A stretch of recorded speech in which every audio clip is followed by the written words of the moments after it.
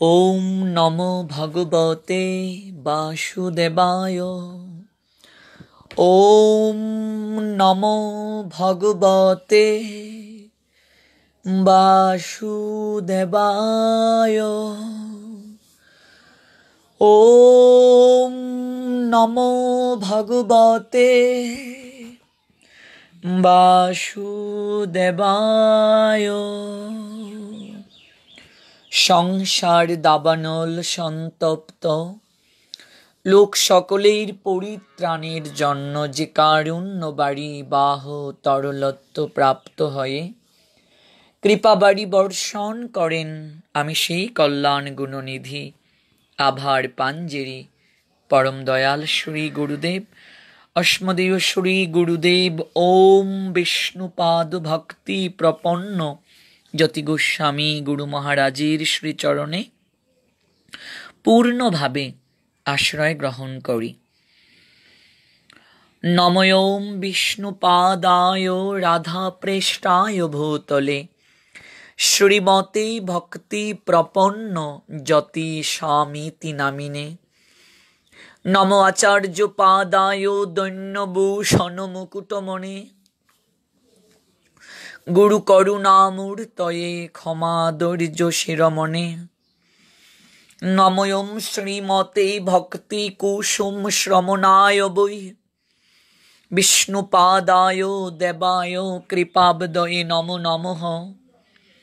শ্রী গৌরী করুণামূর্তিং কৃপা পূর্ণ কলেবরং শ্রী ভক্তি কুসুমং বন্দে রাধা কুঞ্জ নিবাসিনম।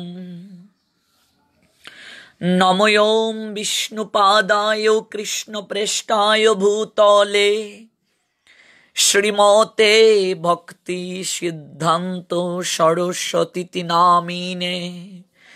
জয়তাং সুরতৌ পঙ্গুর্মম মন্দমতের গতি মৎসর্বস্ব পদাম্বুজৌ শ্রীরাধা মদন মোহনৌ।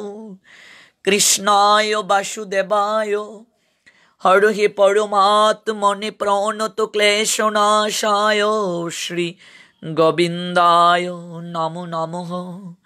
তপ্ত কাঞ্চন গৌরাঙ্গী রাধে বৃন্দাবনেশ্বরী বৃষভানুসুতে দেবী প্রণমামি হরিপ্রিয়ে। শ্রীরূপ শ্রী সনাতন ভট্ট রঘুনাথ শ্রীজীব গোপাল ভট্ট দাস রঘুনাথ। আমি এই ছয় গোসাইর করি চরণ বন্দন, যাহা হতে বিঘ্ন নাশ অবিষ্ট পূরণ। জয় জয় শ্রী কৃষ্ণ চৈতন্য দয়াল প্রভু নিত্যানন্দ শ্রী অদ্বৈত গদাধর শ্রীবাসাদি শ্রী গৌর ভক্তবৃন্দ। হরে কৃষ্ণ কৃষ্ণ কৃষ্ণ হরে হরে, হরে রাম রাম রাম হরে হরে। হরে কৃষ্ণ কৃষ্ণ কৃষ্ণ হরে হরে, হরে রাম রাম রাম হরে হরে। হরে কৃষ্ণ কৃষ্ণ কৃষ্ণ হরে হরে, হরে রাম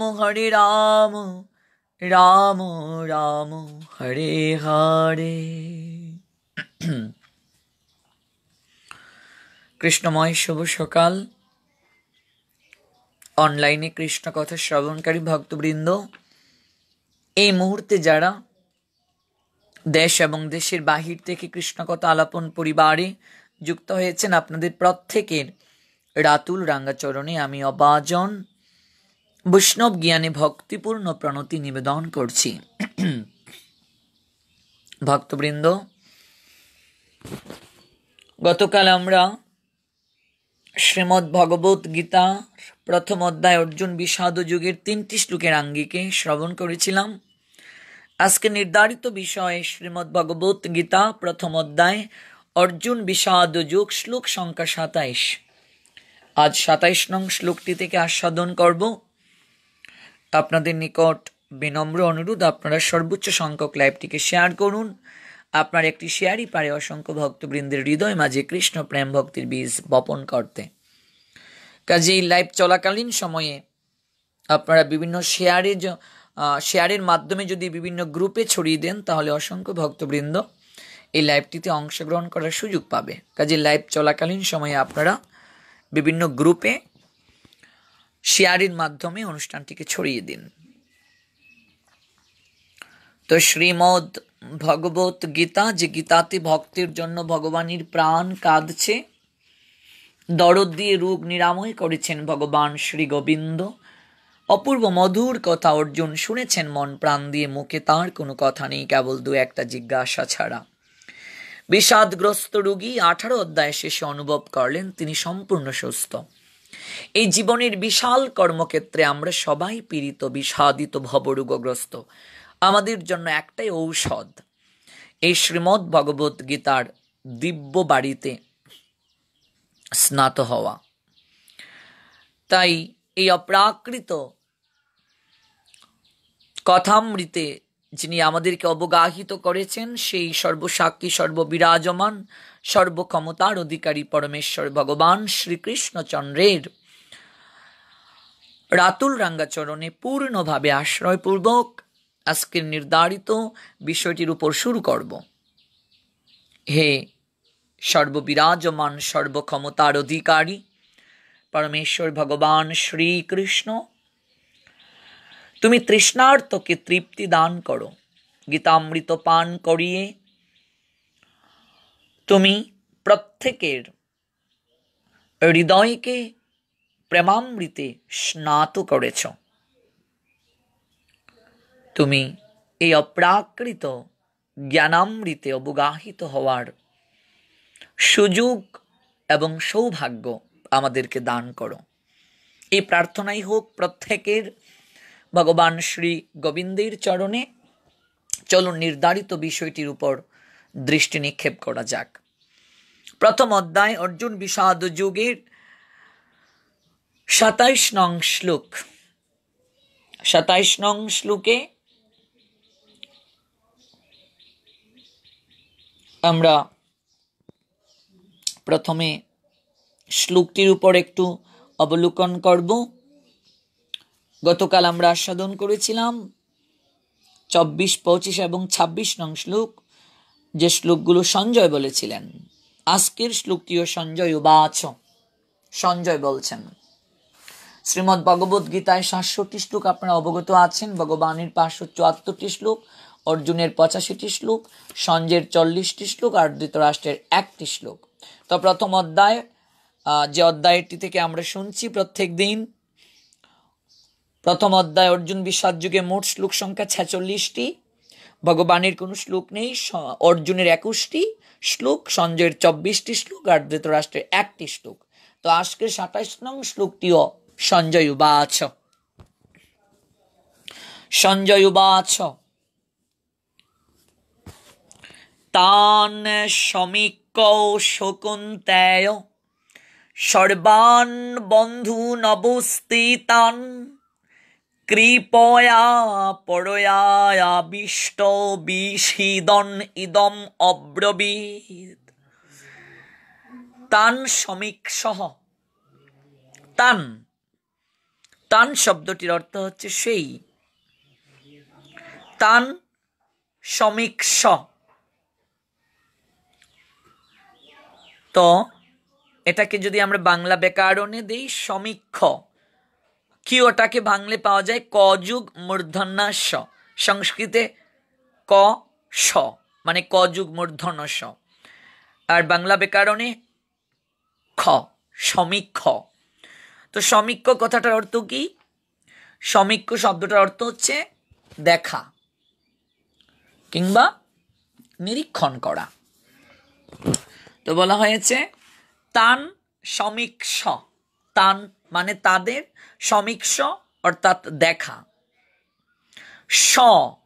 শকুন্তেয়, স দ্বারা তিনিকে বোঝানো হয়েছে। কৌন্তেয় অর্জুনের একটা নাম।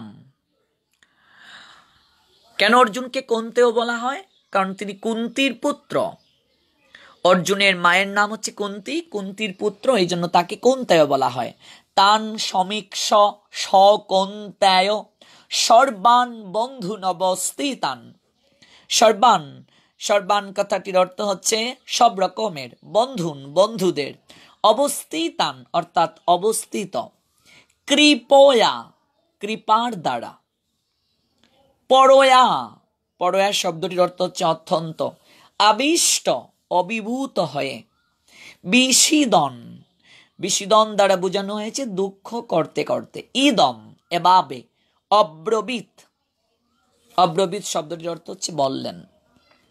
তান সমীক্ষ শকুন্তেয় সর্বান বন্ধুন অবস্থিতান কৃপয়া পরয়াবিষ্ট বিষিদন ইদম অব্রবীত।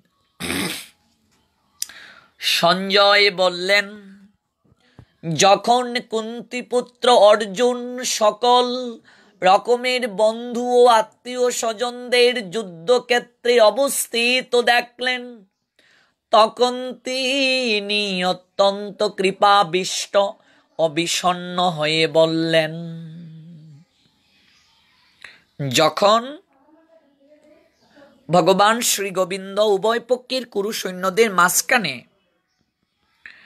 রথকে স্থাপন করলেন, স্থাপন করে বললেন, হে পার্থ, উভয় পক্ষের কুরু সৈন্যদেরকে তুমি দর্শন করো। এটা আমরা বিগত শ্লোকের মাধ্যমে জানতে পেরেছি। ভগবান বিগত শ্লোকে বলেছিলেন, হে পার্থ, তুমি উভয় পক্ষের কুরু সৈন্যদেরকে দর্শন করো। তো অর্জুন কি করলেন? উভয় পক্ষের কুরু সৈন্যদেরকে দর্শন করলেন। তিনি কাদেরকে দর্শন করলেন? উভয় পক্ষের কুরু সেনা দলের মধ্যে পিতৃব্য পিতামহ আচার্য মাতুল ভ্রাতা পুত্র পৌত্র শ্বশুর মিত্র শুভাকাঙ্ক্ষীদেরকে তিনি দর্শন করলেন। দর্শন করার পর তার হৃদয়ের অভিব্যক্তিটা কেমন, সঞ্জয় এই শ্লোকের মাধ্যমে ধৃতরাষ্ট্রকে জানাচ্ছেন। যখন কুন্তিপুত্র অর্জুন বন্ধু আত্মীয় স্বজন যুদ্ধক্ষেত্রে অভিলাষী হয়ে যারা এসেছেন তাদের সবাইকে নিরীক্ষণ করলেন, তখন তিনি অত্যন্ত কৃপাবিষ্ট ও বিষণ্ণ হয়ে বললেন। তিনি কৃপায় আবিষ্ট হয়ে গেলেন আর তিনি বিষণ্ণ হলেন। তো এটাকে যদি আমরা ব্যাখ্যা করি, শ্লোকের তাৎপর্যে যদি আমরা যাই, এখানে দেয়া আছে তান, তান সমীক্ষ শৌকৌন্তেয় সর্বান বন্ধুন অবস্থিতান। তো আমরা পূর্ব শ্লোক অনুসারে অর্জুন যাদেরকে দেখেছেন তারা ছাড়াও বাহুল্যিক, প্রপিতামহগণ, দৃষ্টদ্যুম্ন, শিখণ্ডী, সুরত আদি, শ্যালকগণ, জয়দ্রথ আদি ভগিনী পতিগণ এবং আরো অনেক অনেক আত্মীয়গণকে উভয় পক্ষে তিনি দর্শন করলেন। বাহুল্যিকটাকে রাজা শান্তনুর এক ভাই, ছোট ভাই। তাহলে চিন্তা করে দেখুন, প্রপিতামহ অর্থাৎ দাদুরও বাবা, সবচেয়ে প্রাচীন তিনি। রাজা শান্তনুর এক ভাইয়ের নাম হচ্ছে বাহলিক, তিনিও যুদ্ধক্ষেত্রে ছিলেন। শৌকৌন্তেয়, শৌকৌন্তেয় কৃপয়া পরয়াবিষ্ট, এই পদটিতে শৌকৌন্তেয় কেন বলা হয়েছে? শৌকৌন্তেয় বলার অর্থ হচ্ছে কুন্তি যাকে যুদ্ধ করতে উদ্বুদ্ধ করেছিলেন এবং যিনি বীরত্বের আবেশে আমার সঙ্গে কারা যুদ্ধ করতে উপস্থিত, এই রূপ প্রধান যোদ্ধাগণকে দেখার জন্য ভগবান শ্রীকৃষ্ণকে দুপক্ষের সেনা দলের মধ্যে রথ স্থাপন করার আদেশ করেন, সেই কুন্তিপুত্র অর্জুন অত্যন্ত কাপুরুষ ভাবাপন্ন হয়ে গেলেন উভয় পক্ষের কুরু সৈন্যদেরকে দর্শন করে। উভয় পক্ষের সৈন্যদলে কেবল জন্ম সম্বন্ধীয় এবং বিদ্যা সম্বন্ধীয় আত্মীয়দেরকেই দেখে অর্জুনের মনে এই ভাবনা এলো যে যুদ্ধে তারা মারা যাবে, আর যাদের অপত্য স্নেহে তিনি লালিত হয়েছেন, পালিত হয়েছেন, তিনি কি করে তাদেরকে মারবেন? তাছাড়া কুলক্ষয় হবে, আত্মীয় স্বজন মৃত্যুমুখে পতিত হবে। এই চিন্তা অর্জুনের মনে যখন উদ্ভাসিত হলো, যুদ্ধ করার ইচ্ছাটা তার হৃদয় থেকে চলে গেল এবং কাপুরুষ সুলভ মনোভাব তার হৃদয় মাঝে জাগ্রত হয়ে গেল। তো আমরা দেখতে পাই পূর্ববর্তী শ্লোকগুলো যারা পড়েছেন, অর্থাৎ অর্জুন বিষাদ যুগের 1 থেকে 26 নং শ্লোক পর্যন্ত যারা পড়েছেন, সেই জায়গায় দেখবেন অর্জুন অনেকটা দাম্ভিকতার পরিচয় প্রদান করেছেন প্রথম দিকে। হে অচ্যুত, উভয় পক্ষের কুরু সৈন্যদের মাঝখানে আমার রথকে স্থাপন করো, দেখি কে বা কারা আমার সঙ্গে যুদ্ধ করার অভিলাষী হয়ে এসেছে। এই বিশাল রণসমুদ্রমে আমাকে কাদের সঙ্গে যুদ্ধ করতে হবে? এই যে দেখুন, এখানে অর্জুনের একটু অহংকার প্রকাশিত হয়েছে কথার মাঝে, কারণ কথার মাঝেই তো হৃদয়ের ভাব ফুটে ওঠে। একটু অহংকার প্রকাশিত হয়েছে, কারণ অর্জুনের মতো বিশাল যোদ্ধা জগতের বুকে আর কেউ নেই। এই কথার মাঝে একটু অহংকার প্রকাশিত হয়েছে। হে অচ্যুত, উভয় পক্ষের কুরু সৈন্যদের মাঝখানে আমার রথকে স্থাপন করো, দেখি কে বা কারা আমার সঙ্গে যুদ্ধ করার অভিলাষী হয়ে এসেছে। এই বিশাল রণসমুদ্রমে আমাকে কাদের সঙ্গে যুদ্ধ করতে হবে? এই যে কথা, আমরা এটা কোন শ্লোকে খুঁজে পাই? এটা আমরা শ্রীমদ্ ভগবদ গীতা অর্জুন বিষাদ যুগের 21 এবং 22 নং শ্লোকে আমরা খুঁজে পাই। 21-22 নং শ্লোকে অর্জুন ভগবানকে এমন করে আদেশ করেছিলেন, কারণ তিনি বিশ্ববিখ্যাত যোদ্ধা, কখনো তার হাত থেকে গান্ডীব খসে পড়ে নাই। তাই তিনি 23 নং শ্লোকে আরেকটু এগিয়ে ভগবানকে বললেন, ধৃতরাষ্ট্রের দুর্বুদ্ধি সম্পন্ন পুত্রকে সন্তুষ্ট করার বাসনা করে যারা এখানে যুদ্ধ করতে এসেছেন, আমি তাদেরকে একটিবার দেখতে চাই। হে অচ্যুত, উভয় পক্ষের কুরু সৈন্যদের মাঝখানে আমার রথকে স্থাপন করো, দেখি কে বা কারা আমার সঙ্গে যুদ্ধ করার অভিলাষী হয়ে এসেছে। এই বিশাল রণসমুদ্রমে আমাকে কাদের সঙ্গে যুদ্ধ করতে হবে? এই যে দেখুন, অর্জুনের মাঝে অহংকার প্রকাশিত হয়েছে। অথচ ভগবান শ্রীকৃষ্ণ যখন উভয় পক্ষের কুরু সৈন্যদের মাঝখানে রথকে স্থাপন করে মাধুর্যমণ্ডিত ভাষায় অর্জুনকে বললেন, হে পার্থ, উভয় পক্ষের কুরু সৈন্যদেরকে তুমি দর্শন করো। হে পার্থ, উভয় পক্ষের কুরু সৈন্যদেরকে তুমি দর্শন করো। আজ অর্জুন উভয় পক্ষের কুরু সৈন্যদেরকে দর্শন করে তিনি কি হয়ে গেলেন? তিনি বিষণ্ণ হয়ে গেলেন, কৃপায় আবিষ্ট হয়ে গেলেন, কাতর হয়ে গেলেন। কাতর হয়ে গেলেন কেন কাতর হলেন?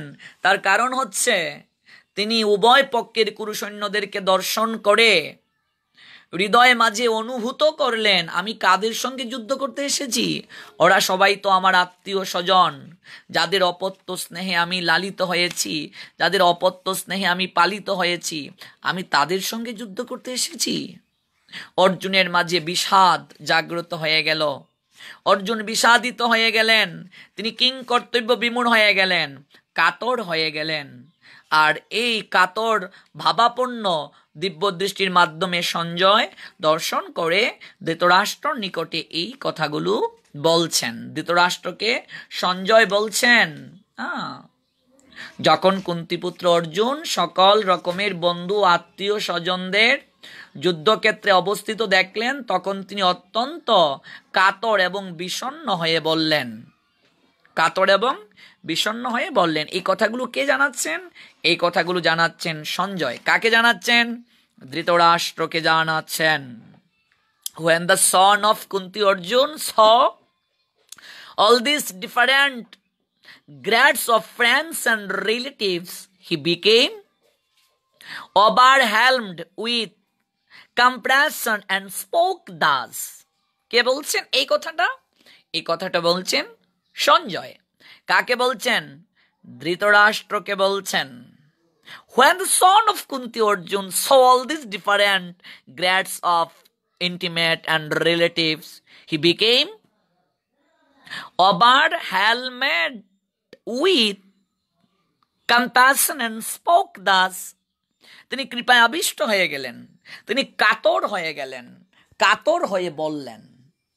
কি কথাগুলো বললেন এটা 28 নং, 29 নং, 30 নং শ্লোকে ব্যক্ত করা হয়েছে। এটা আমাদের আগামীকাল আলোচনার বিষয়। তো এখানে কৃপয়াবিষ্ট এই শব্দটা আমরা এই শ্লোকে দেখতে পাই।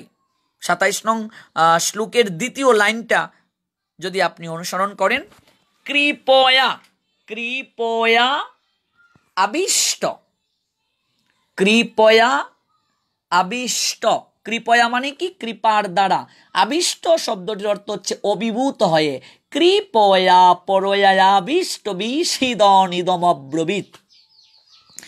কৃপয়াবিষ্ট এই শব্দটি দ্বারা প্রমাণিত হলো কাপুরুষতা তার পূর্বে ছিল না। অর্জুনের হৃদয় মাঝে কাপুরুষতা পূর্বে ছিল না। যদি তার হৃদয় মাঝে পূর্বে কাপুরুষতা থাকতো, তাহলে শ্রীমদ্ ভগবদ গীতা প্রথম অধ্যায় অর্জুন বিষাদ যোগ, এই অধ্যায়টির আমরা পূর্ববর্তী শ্লোকের দিকে যদি একটু দৃষ্টি দিই, 21 এবং 22 নং শ্লোক, সেই শ্লোকে অর্জুন যেভাবে ভগবান কৃষ্ণকে বলেছিলেন, হে অচ্যুত, তুমি উভয় পক্ষের সৈন্যদের মাঝখানে আমার রথ স্থাপন করো, যাতে আমি দেখতে পারি যুদ্ধ করার অভিলাষী হয়ে কারা এখানে এসেছে। এই মহাসংগ্রামে আমাকে কাদের সঙ্গে লড়তে হবে, এই কথার দ্বারা কিন্তু তার কাপুরুষতা উদ্ভাসিত হয় নাই, বরং তার মাঝে ক্ষত্রিয় ভাব এবং একটু অহংকার প্রকাশিত হয়েছে। 21 এবং 22 নং শ্লোক। Arjun said, O infallible one, please draw my chariot between two armies so that I may see those present here who desire to fight and with whom I must contend in its great trail of arms. এই কথার মাধ্যমে কিন্তু অর্জুনের কাপুরুষতা প্রমাণিত হয় নাই। তাহলে হঠাৎ করে 27 নং শ্লোকে এসে তার মাঝে আমরা কাপুরুষতা খুঁজে পেলাম। তিনি কৃপায় আবিষ্ট হয়ে গেলেন, তিনি বিষণ্ণ হয়ে গেলেন, তিনি কাতর হয়ে গেলেন। কই, আমরা তো 23 নং শ্লোকে তার মাঝে গর্জন দেখতে পাই, যেখানে তিনি বলছেন, let me see those who have come here to fight, wishing to please the able-minded son of Dhritarashtra. 23 নং শ্লোকটা যারা পড়েছেন, কি সুন্দর তিনি বলছেন, let me see those who have come here to fight, wishing to please the evil-minded son of Dhritarashtra. ধৃতরাষ্ট্রের দুর্বুদ্ধি সম্পন্ন পুত্রকে সন্তুষ্ট করার বাসনা করে যারা এখানে যুদ্ধ করতে এসেছে, আমি তাদেরকে দেখতে চাই। যুৎসমানান ও ব্যাক্ষে অহম যে এতে অত্র সমাগতঃ ধৃতরাষ্ট্রাস্য দুর্বুদ্ধে যুদ্ধে প্রিয় চিকীর্ষভ। 23 নং শ্লোকে অর্জুনের সাহসিকতা, তার মাঝে দৃঢ়তা প্রকাশিত হয়েছে, যার কারণে তিনি ভগবানকে বলতে পেরেছিলেন, let me see those who have come here to fight, wishing to please the evil minded son of Dhritarashtra. তো হঠাৎ করে 27 নং শ্লোকে এসে তিনি কাপুরুষ সুলভ আচরণ করতে শুরু করলেন। তিনি কৃপায় আবিষ্ট হয়ে গেলেন, তিনি কাতর হয়ে গেলেন। when the son of Kunti Arjun saw all these different gods, friends and relatives, he became overwhelmed with compassion and spoke this. যেখানে আমরা সঞ্জয়ের মাধ্যমে ধৃতরাষ্ট্রকে বলতে শুনেছি যে এইভাবে কুন্তিপুত্র অর্জুন সকল বন্ধু আত্মীয় স্বজন তাদেরকে যুদ্ধক্ষেত্রে অবস্থিত হতে দেখে কৃপায় আবিষ্ট হয়ে গেলেন, বিষণ্ণ হয়ে গেলেন। ওই ভাবনাটা কেন তার মাঝে জাগ্রত হলো? এবার এটা যদি আমরা ব্যাখ্যা করি, এই কাপুরুষতা তার পূর্বে ছিল না, এই কাপুরুষতা এখন তার উপস্থিত হয়েছে। সুতরাং এটা হচ্ছে আগন্তুক দোষ। আগন্তুক হওয়ায় এটা স্থায়ী হবে না। অপর পক্ষে শৌর্য বীর্য অর্জুনের স্বাভাবিক গুণ, সুতরাং তা চিরস্থায়ী। অতি কাপুরুষতা এখন তাকে আঁকড়ে ধরেছে। অতি কাপুরুষতা কাকে বলে? অকারণ নিন্দা, তিরস্কার, অপমানকারী, দুঃখ দানকারী, শত্রু ভাবাপন্ন, ধ্বংস করার ইচ্ছা সম্পন্ন দুর্যোধন, দুঃশাসন, শকুনি প্রভৃতিকে যুদ্ধে আকাঙ্ক্ষী দেখেও তাদের বধ করার চিন্তা না আসা, তাদের নাশ করার উদ্যোগ না নেওয়া, এটি অত্যন্ত কাপুরুষতা রূপ দোষ। এখানে অর্জুনের মোহ তাকে এমনভাবে আচ্ছন্ন করেছিল যে যারা তাদের অনিষ্টকারী এবং সময়ে সময়ে অনিষ্ট করার উদ্যোগ নিয়েছিল সেই অধার্মিক পাপীদের ওপর তার করুণা হয়েছে এবং তিনি ক্ষত্রিয়ের কর্তব্য থেকে চ্যুত হয়েছেন। ক্ষত্রিয়ের ধর্মটা কি? ক্ষত্রিয়ের ধর্ম হচ্ছে যুদ্ধ করা। অর্জুন ক্ষত্রিয়, তার কাজ হচ্ছে যুদ্ধ করা। তিনি যুদ্ধ থেকে সরে আসার ভাবনায় ভাবিত হলেন, অর্থাৎ তার মাঝে কাপুরুষতা আঁকড়ে ধরেছে। শুধু কাপুরুষতাই নয়, অতি কাপুরুষতা আঁকড়ে ধরেছে, যার কারণে তিনি কাতর হয়ে গেলেন। আর ক্ষত্রিয় যদি কাতর হয়ে যায়, ক্ষত্রিয় যদি বিষাদিত হয়ে যায়, ক্ষত্রিয় যদি বিষণ্ণ হয়ে যায়, তাহলে সে যুদ্ধ কি করে করবে? যুদ্ধ করতে গেলে তো তাকে বিষণ্ণ হলে চলবে না। যুদ্ধ করতে গেলে তো তাকে স্থির থাকতে হবে, তার মাঝে শৌর্য থাকতে হবে, তার মাঝে বীর্য থাকতে হবে, বল থাকতে হবে তার মাঝে। ক্ষত্রিয় যারা, তেজ থাকতে হবে, তেজ। তেজ যদি না থাকে সে ক্ষত্রিয় নয়। আর তেজ না থাকলে সে যুদ্ধ করবে কি করে? আর এই যুদ্ধটা ধর্মযুদ্ধ, ধর্ম সংস্থাপনের জন্য একটা যুদ্ধ। ভক্তবৃন্দ, আমি বারবার আপনাদের নিকট অনুরোধ করছি, প্রত্যেকটা এপিসোড যদি আপনারা এইভাবে শ্রবণ করতে পারেন, আমি আশা নয় বিশ্বাস করছি শ্রীমদ্ ভগবদ গীতার উপর অপ্রাকৃত জ্ঞান আপনারা লাভ করতে পারবেন। কল্পনাও করতে পারবেন না কতটুকু জ্ঞান আপনারা লাভ করতে পারবেন। প্রত্যেকটা শ্লোক এইভাবে যদি আমরা আস্বাদন করতে পারি, আমরা যদি প্রত্যেকটা শ্লোক এইভাবে আস্বাদন করতে পারি, আমাদের হৃদয় মাঝে অপ্রাকৃত গীতার জ্ঞান জাগ্রত হবে, তাতে কোনো সন্দেহ নেই। তাহলে দেখুন, এরপর বলা হয়েছে বিষিদন ইদম অব্রবীত। বিষিদন, বিষিদন শব্দটির অর্থ কি? দুঃখ করতে করতে। ইদম, ইদম এভাবে, অব্রবীত বললেন।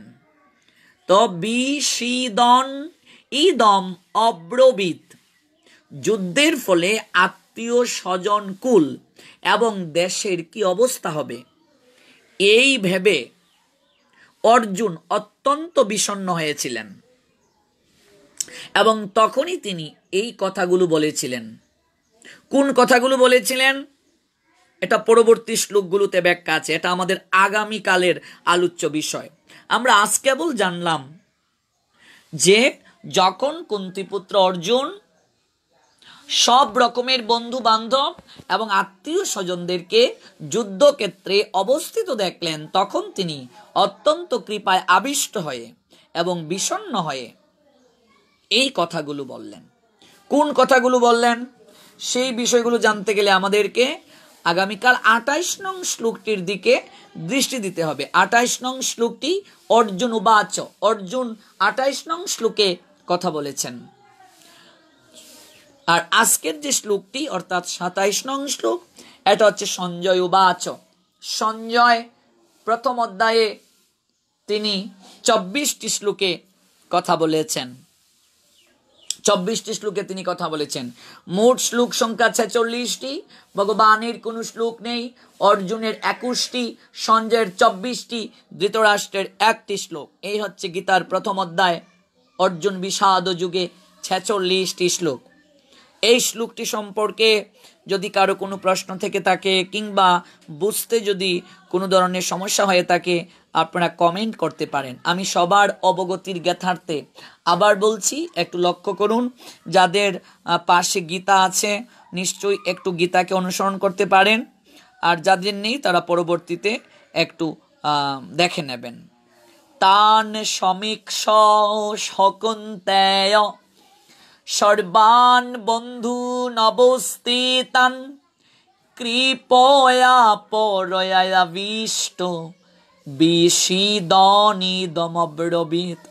তান শব্দটির অর্থ হচ্ছে তাদের, সমীক্ষ অর্থ হচ্ছে দেখে, স মানে তিনি, কৌন্তেয়, কৌন্তেয় মানে হচ্ছে কুন্তি পুত্র, সর্বান, সর্বান অর্থ হচ্ছে সব রকমের,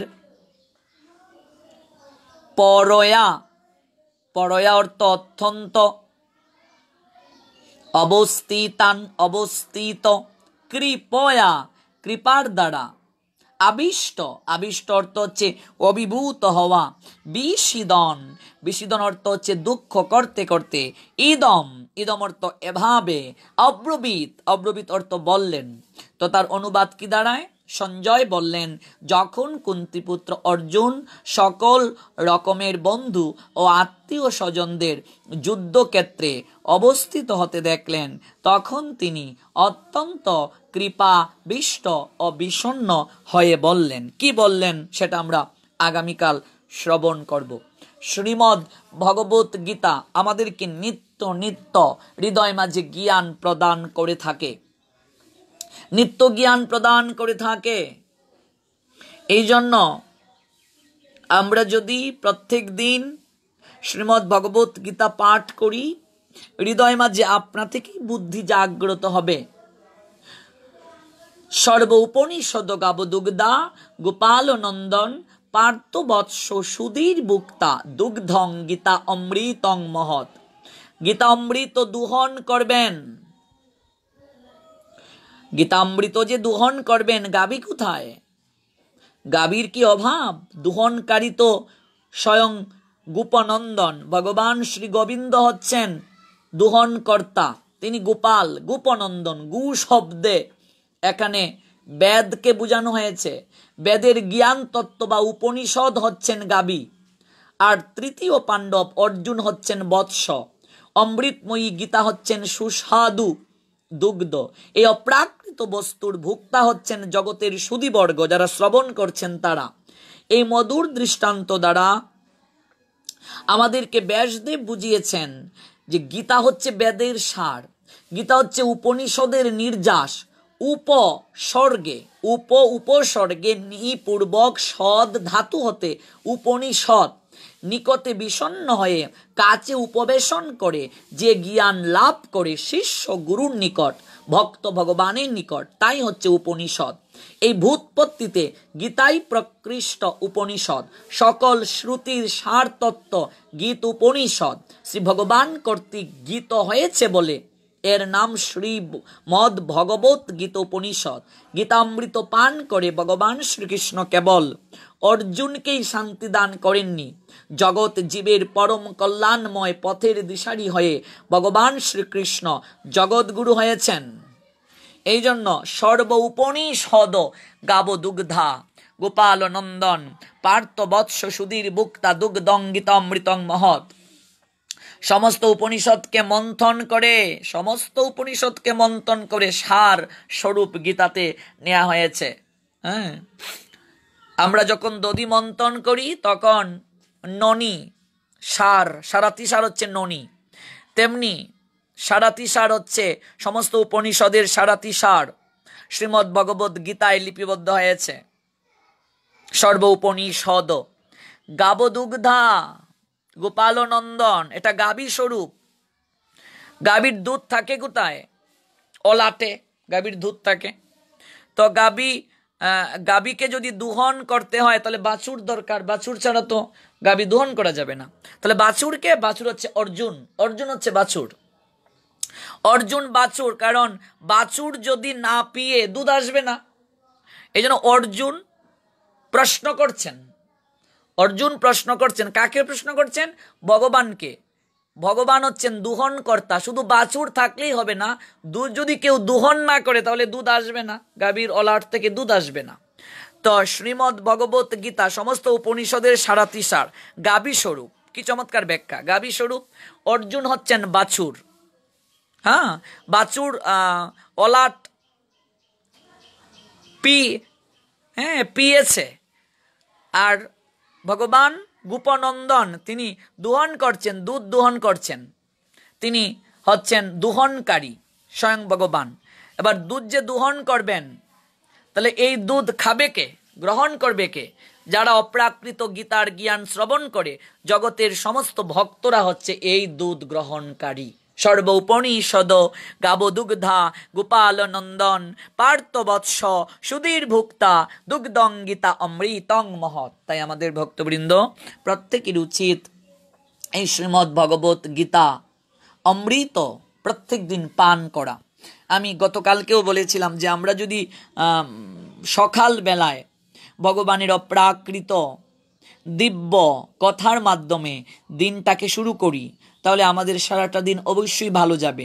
এক অধ্যায় গীতা পাঠ না করে আমরা যেন আহার গ্রহণ করি না, এটা আমি গতকালকেও বলেছিলাম। এক অধ্যায় আমাদের প্রত্যেককেই গীতা পাঠ করতে হবে।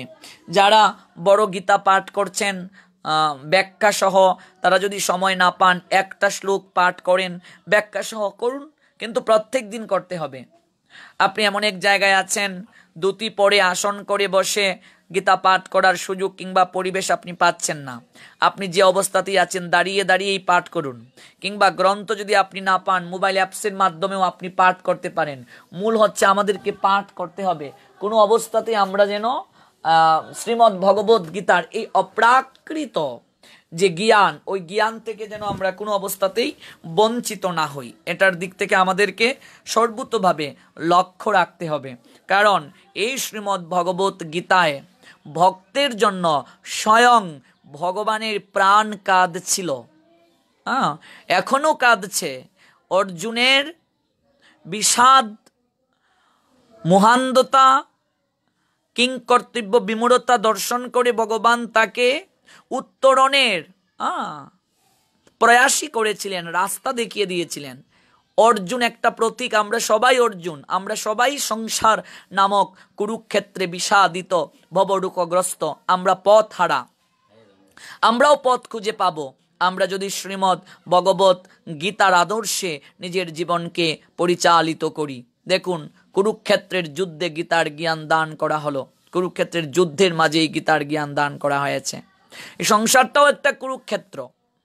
অর্জুন যখন হাঁপিয়ে উঠলেন, কি কর্তব্য বুঝতে পারলেন না, তখন তিনি ভগবান গোবিন্দের নিকটে আত্মসমর্পণ করেছিলেন, আর ভগবান তাকে অপ্রাকৃত জ্ঞান উপদেশ দান করলেন। আমরাও যখন কোন পথে চললে আমাদের মঙ্গল হবে সেটা আমরা যখন উপলব্ধি করতে পারবো না, তখন আমাদের উচিত হচ্ছে এই শ্রীমদ্ ভগবত গীতার উপর ভরসা করা, ভগবান শ্রী গোবিন্দের চরণে আত্মসমর্পণ করে গীতার ভাবাদর্শে নিজের জীবনকে পরিচালনা করা। তাহলে আমরাও সঠিক পথটা খুঁজে পাব।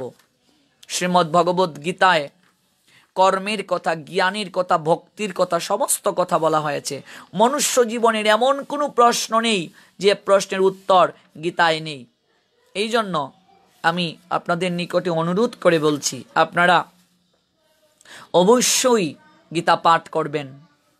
গীতা পাঠ করবেন, আর শুধু পাঠ করলেই হবে না, শ্রবণ করলেই হবে না, নিজের জীবনে সেটা আচরণে আনতে হবে। ডাক্তারের ব্যবস্থাপত্র শুনলে কি রুগীর কাজ হবে? যদি ব্যবস্থাপত্র অনুযায়ী রুগী যদি ঔষধ সেবন না করে, তাহলে কি কাজ হবে? ডাক্তারের ব্যবস্থাপত্র মানে প্রেসক্রিপশন অনুযায়ী রুগীকে ঔষধ সেবন করতে হবে। রুগী ঔষধ সেবন করলেই তার রোগ দূরীভূত হবে। সে যদি ঔষধ সেবন না করে, তার কখনো রোগ দূর হবে না। তেমনি আমরা কেবল গীতা শ্রবণ করব, তার মাঝে নিজেকে সীমাবদ্ধ রাখব না। শ্রবণের সঙ্গে সঙ্গে আমরা নিজের জীবনে আচরণে আনারও চেষ্টা করব। গীতার 18টা অধ্যায়, 18টা সিঁড়ির ন্যায় বিষাদ হতে মুখে উত্তীর্ণ হওয়ার জন্যই এই প্রয়াস। আমরা যদি বিষাদ থেকে মুখে উত্তীর্ণ হতে পারি, তবেই গীতা মায়ের শান্তিময় ক্রুরে আমরা পৌঁছতে পারবো। মৃত্যুর পর মুক্তি লাভ গীতার লক্ষ্য নহে। গীতার মূল লক্ষ্য হচ্ছে এই জীবনেই মুখ্যের অবস্থা লাভ। এই জীবনে যিনি মুক্তি পেয়েছেন, পরলোকে তিনি তো মুক্তি পাবেনই। গতকাল এই কথাটা বলেছিলাম যে অনেকে মৃত্যুর পরে মরা দেহের মাঝে গীতা দেয়। জীবন দশায় তিলক কাটে না, গীতা পড়ে না, হরিকথা শ্রবণ করে না, জীবন দশায় ধুতি পড়ে না, মরার পরে ওই মরা বেটাকে কি করে তিলক পরিয়ে দেয়, বৈষ্ণব বেশে সাজায়, ধুতি পরায়, মরা বেটার বুকের মাঝে গীতা দেয়। জীবন দশায় হরিনাম করল না, নাম সংকীর্তনের আসরে গেল না, সাধু সঙ্গে গেল না, কৃষ্ণ কথা শ্রবণ করল না, মরার পরে মরা বেটাকে ঢাক ঢুল খুল করতাল বাজিয়ে হরিনামের মহড়া করে শ্মশানে নিয়ে যায়। আচ্ছা বলুন তো, মরা বেটাকে আপনি যতই হরিনাম শোনান, মরার কানে কি হরিনাম যাবে? বাবার কুলে করে ছেলে যাচ্ছে, বাবার ছেলে রাস্তা দিয়ে যাচ্ছে, তো ছেলে প্রশ্ন করলো বাবাকে, আচ্ছা বাবা ওরা সবাই কি করছে? বাবা দেখলেন একটা মৃত লাশকে, একটা মৃতদেহকে দুলনায় চড়িয়ে স্কন্দে চাপিয়ে হরিনাম করে করে শ্মশানে নিয়ে যাচ্ছে লোকেরা। আর এই দৃশ্য দেখে ছেলে তার বাবাকে প্রশ্ন করছে, বাবা ওরা সবাই কি করছে? এবার বাবা ছেলেটাকে বলছেন যে পুত্র, ওরা সবাই হরিনাম করছে, কৃষ্ণ নাম করছে। ছেলে বাবাকে বলছে, বাবা সবাই যদি হরিনাম করে তো যে লোকটা শুয়ে আছে সে কেন হরিনাম করছে না? ছেলের কথা শুনে বাবা হেসে হেসে বলছেন, এ কেমন করে হরিনাম করবে পুত্র? ওই লোকটা তো মরে গেছে, যে মরে যায় সে তো হরিনাম করতে পারে না। এবার বাবার কথা শুনে ছেলে অবাক হয়ে বলল, বাবা মরে গেলে যদি কেউ হরিনাম করতে না পারে, তোমাকে তো একদিনও হরিনাম করতে দেখি নাই, তাহলে তুমিও কি মরে গেছো? মরে গেলে যদি কেউ হরিনাম করতে না পারে, তোমাকে তো একদিনও হরিনাম করতে দেখি নাই, তাহলে তুমিও কি মরা? তুমিও কি মরে গেছো? আছাড় খেয়ে মাটিতে পড়লেন বাবা। পুত্র এ কেমন কথা বললে আমায় বাবা? ওই কথাটা আমার হৃদয়ে খুব আঘাত লাগলো। ঠিকই তো বাবা, আমরা জীবিত অবস্থায় হরিনাম করি না। জীবিত অবস্থায় যারা হরিনাম করে না, সে জীবিত থেকেও মরার দলে। ভেবে দেখুন ভক্তবৃন্দ, জীবিত থেকেও সে মরা। মরার পরে আপনাকে হরিনাম করে শ্মশানে নিয়ে যাবে, মরার পরে শ্রাদ্ধ বাসরে আপনার গীতা পাঠ হবে। ওই গীতা পাঠে আপনার কতটুকু কল্যাণ হবে, ওই গীতা পাঠে আপনার কতটুকু মঙ্গল হবে। মরার পরে আপনাকে ধুতি যদি পরানো হয়, এই ধুতি পরলে আপনার কি কল্যাণ হবে? মরার পরে আপনার দাদু সঙ্গে তিলক দিলে আপনার কি কল্যাণ হবে? মরার পরে আপনার বুকের মাঝে গীতা দিলে আপনার কতটুকু কল্যাণ হবে? মরার পরে আপনাকে হরিনাম শোনালে আপনার কতটুকু কল্যাণ হবে? আপনার কানে তো তখন হরিনাম যাবেই না। এই জন্য জীবিত অবস্থায় করতে হবে। প্রত্যেক দিন এক অধ্যায় গীতা পাঠ করুন, আপনার জীবনে পরিবর্তন হয়ে যাবে।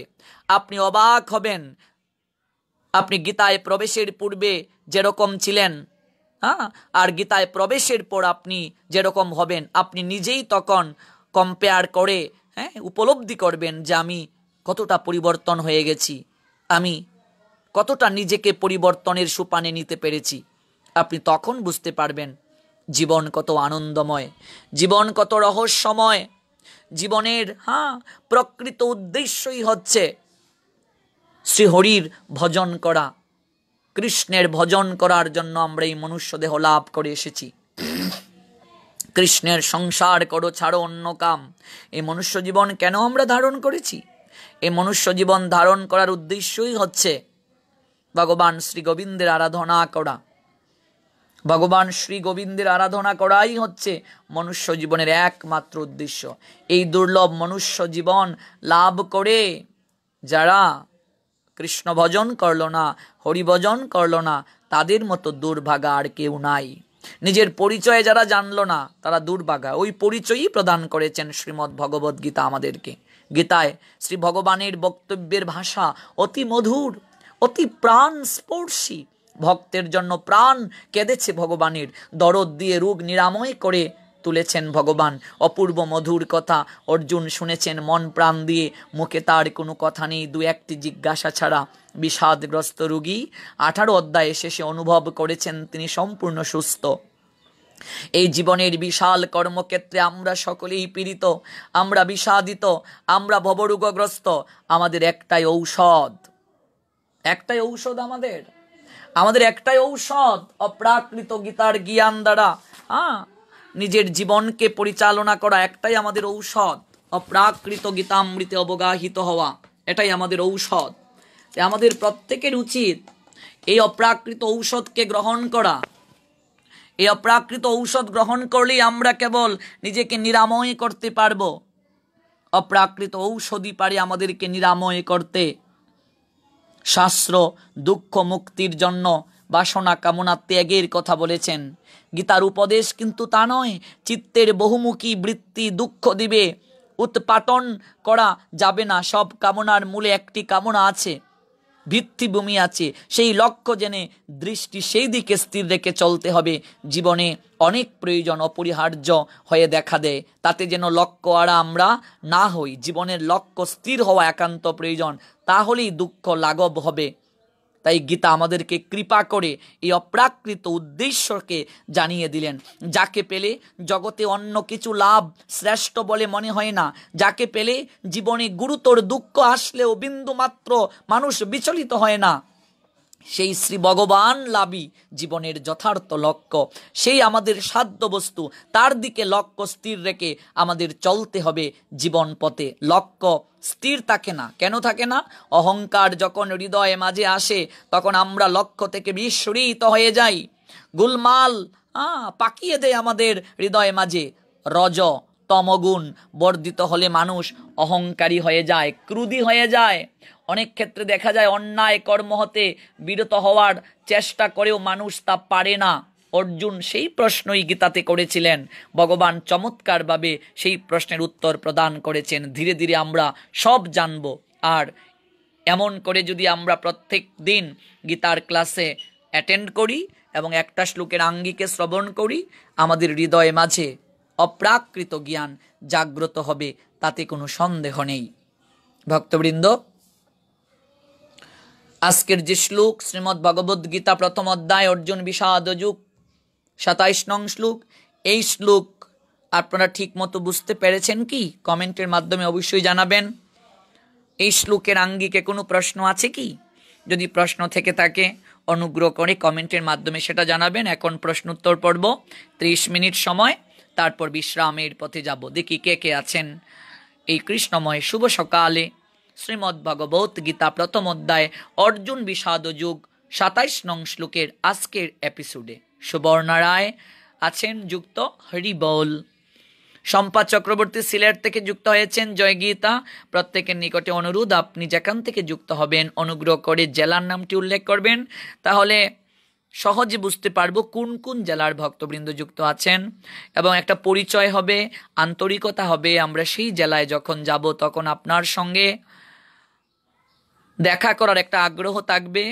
যে জেলাতেই যাব একটা ধারণা থাকবে এই জেলাতে কৃষ্ণকথা আলাপন পরিবারের ভক্তবৃন্দ আছেন।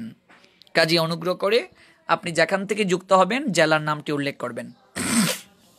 গৌতম গোস্বামী যুক্ত হয়েছেন আমাদের সঙ্গে ব্রাহ্মণবাড়িয়া জেলার নাসিরনগর উপজেলা থেকে। পিয়াস সূত্রধর ব্রাহ্মণবাড়িয়া জেলার বিজয়নগর উপজেলা থেকে আমাদের সঙ্গে যুক্ত হয়েছেন। বিরাট পল্টু বিশ্বাস আমাদের সঙ্গে আছেন। রাজীব দেব যুক্ত আছেন। সুবর্ণা রায় ঢাকা থেকে যুক্ত আছেন আমাদের সঙ্গে। রিয়া ঘোষ হরিবল। অনামিকা রায় হবিগঞ্জ জেলার মাধবপুর উপজেলা থেকে যুক্ত হয়েছেন। সনৎ কুমার প্রভুজি আমাদের সঙ্গে যুক্ত হয়েছেন গৌড়ীয় মঠের ব্রহ্মচারী মহাত্মন প্রভুজি। আপনাকে কৃতজ্ঞতা জ্ঞাপন করছি, দণ্ডবোধ প্রণাম নিবেদন করছি। উনি নড়াইল জেলার বর্দিয়া গৌড়ীয় মঠ থেকে যুক্ত হয়েছেন। আপনি যুক্ত হওয়ার কারণে এই কৃষ্ণকথা আলাপন পরিবারের শ্রীবর্ধিত হলো। আপনি আমাকে আশীর্বাদ করবেন জ্যেষ্ঠ। সেবা ভৌমিক আমাদের সঙ্গে আছেন, হরিবল। বিষ্ণুপ্রিয়া আমাদের সঙ্গে আছেন, হরিবল। বৃন্দা দেবী দাসী, হরে কৃষ্ণ। অমৃত দাস, হরে কৃষ্ণ। সরকার পলাশ আছেন, হরিবল। প্রীতি লতা পাল, হরিবল। সৌরভ মালাকার, সত্যি প্রভু আমি গীতা পড়ার আগে এমন ছিলাম না, অনেক দুষ্ট ছিলাম, এখন সাধুসঙ্গ করার অনেক ইচ্ছে হৃদয় মাঝে জাগ্রত হয়েছে। অসংখ্য ধন্যবাদ সৌরভ মালাকার প্রভুজি। আপনি কোথা থেকে যুক্ত হয়েছেন অবশ্যই জেলা নামটা উল্লেখ করবেন। আকাশ চন্দ্র আছেন আমাদের সঙ্গে, হরে কৃষ্ণ। সঞ্জয় রায়, দণ্ডবোধ প্রণাম সঞ্জয় প্রভুজি। রাজেশ কুমার দাস, হরে কৃষ্ণ। মানিক দাস, হরে কৃষ্ণ। যুক্ত আছেন অনিকেত কুণ্ডু, দণ্ডবোধ জানিয়েছেন, আপনাকেও দণ্ডবোধ প্রণাম। রিপন তালুকদার যুক্ত হয়েছেন, জয় গীতা। পার্না রায়া যুক্ত হয়েছেন আমাদের সঙ্গে, হরি বল। শুভ রায় আমাদের সঙ্গে যুক্ত হয়েছেন ভোলা জেলা থেকে, হরি বল। এস ডি সুসেন রায়, হরি বল। রাধিকা ঘোষ রায়, হরে কৃষ্ণ।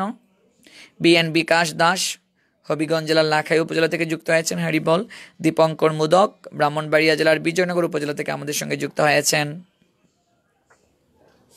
শম্পা চক্রবর্তী, গীতা আমার প্রাণ, গীতা আমার হৃদয়, জয় গীতা। হ্যাঁ, নিশ্চয়ই, শুধু আপনারই প্রাণ নয়, আমারই প্রাণ নয়। ভগবান বলছেন গীতা আমি হৃদয়ং পার্থ, অর্জুনকে উদ্দেশ্য করে বলছেন ভগবান গীতা আমার প্রাণ। ভগবানের যদি প্রাণ হয়ে থাকে গীতা, তাহলে তো নিশ্চয়ই আমাদের প্রত্যেকেরই প্রাণ হবে, তাতে কোনো সন্দেহ নেই।